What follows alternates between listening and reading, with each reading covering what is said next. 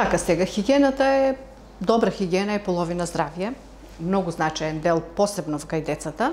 Значи, во фаза кога децата го градат својот имун систем, хигиената треба да почне прво од страна на родителите, треба да дадат пример, уште кога детето почнува да во моментот кога ќе може да се обучи како да ги мие своите раце. Пред се од тука да појдеме. Значи, миењето на раце е нешто и хигиената на устата, нормално облеката, сето тоа треба е грижа на родителите пред се, а и ние како здравствени работници, воспитачите, наставниците, треба да обраќаат внимание на хигиената, бидејќи да се заштити, како што кажал Луи Пастер, да се заштити е исто толку значајно колку и да се лекува.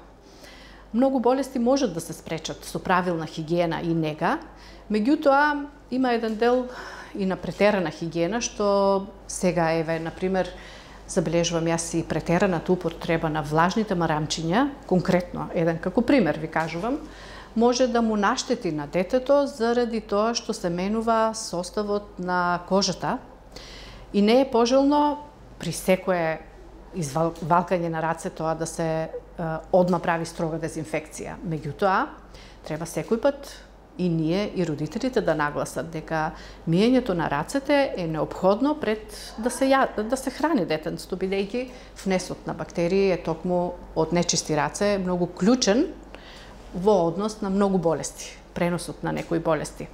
Влезната врата е устата на бактериите, очите и носот.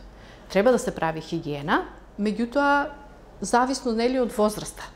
Колку детенство е помало првата година, треба да се прави контрола на контактите со болните лица максимална, колку што може, бидејќи се уште, како што кажав и претходно, имуниот систем не е развиен.